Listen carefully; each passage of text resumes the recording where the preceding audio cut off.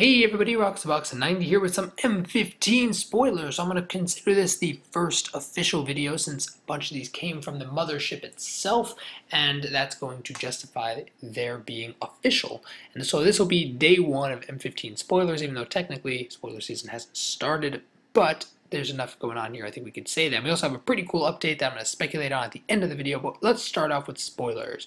First up, we have a Magic 2015 sample decks. Pretty much what's going on here is that Wizards is going to provide 30 card sample decks to stores and organizations so people can learn Magic, which I think is nice.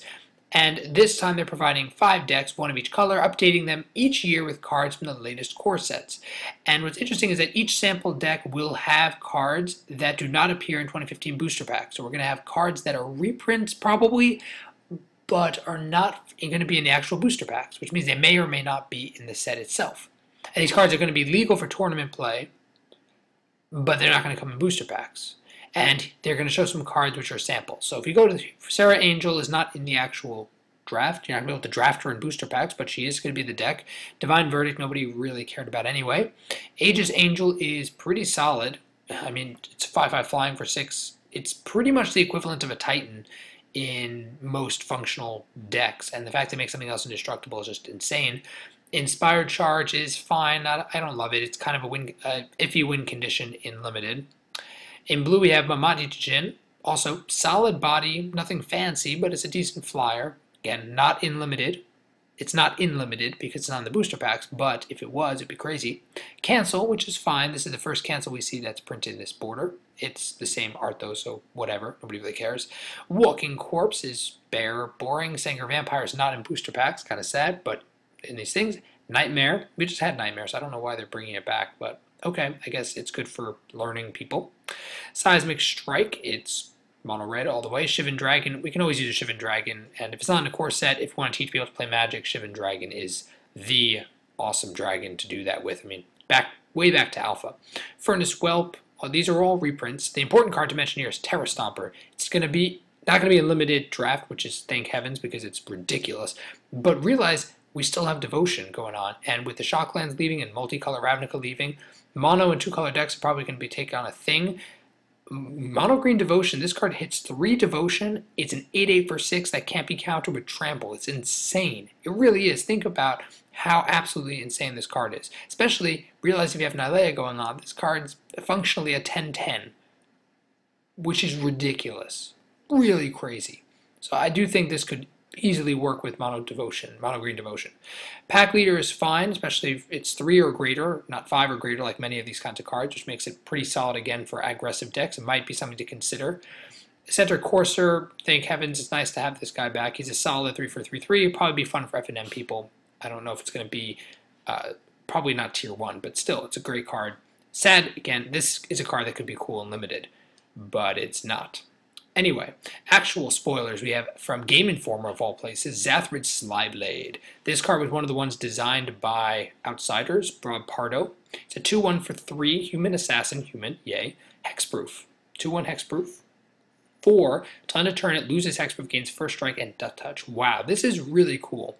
And I like it because it fits so much flavor. It doesn't feel overpowered, it's at uncommon, but it feels very strong for what it is. It's a 2/1, which means if there's any way to functionally get it bigger, then this card is going to be insane because you can flip the hexproof on and off to give it first strike and death touch, which means it basically kills anything. It's 4 mana to do, but man, this card, I don't know how it's going to work in Constructed, but in Limited, this card is fabulous. I think it's really good. It scales. It's a 2/1 hexproof, which is already decent for 3, and then the fact that it can do this, it can basically kill something, makes it difficult for people to remove it in combat. I like it a lot. I think it's very clever, very cool. And it's like how you turn, you're Shrouded Assassin, and then when you go in for the kill, you turn into an assassin. Love it. Great card.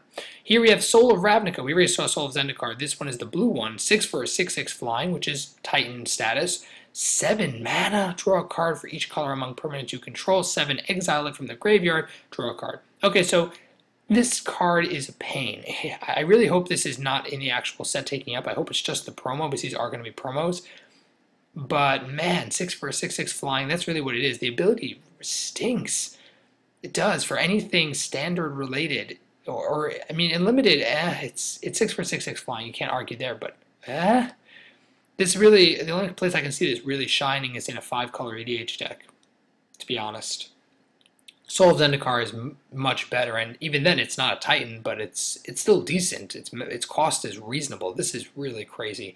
You can't functionally draw, I think, more than 2 cards at best in most decks. So, I mean, limited is going to be insane, but other than just because of its body size, but that's about it. I don't think it's so great.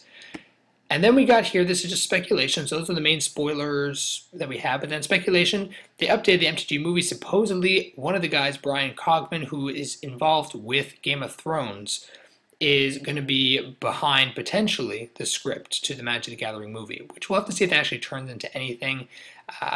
It could be amazing, but it could be horrible. It depends how you feel about the Game of Thrones adaptation, and it depends about if he actually has a major role in playing it. Because plenty of times scripts have gotten dropped and then picked up by other people who are much worse for these kinds of things, but we'll have to see how it goes. Just kind of neat that this is coming out as information, and hopefully it'll signal something good. I'm hoping, still, fingers crossed for Brothers War. That's probably the storyline I think was most well done in the lore and the books.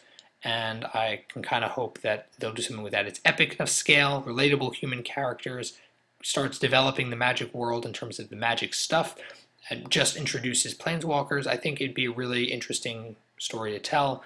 See what happens. But anyway, let me know what you guys think about these spoilers and about that update, and, you know, all goodness down below in the comment section. If you enjoyed these videos, stay tuned for more. Tap the like button and subscribe. So I will be coming at you with M15 spoilers as soon as they come available. And as always, RoxyBox90 signing out. I'll see you guys next time.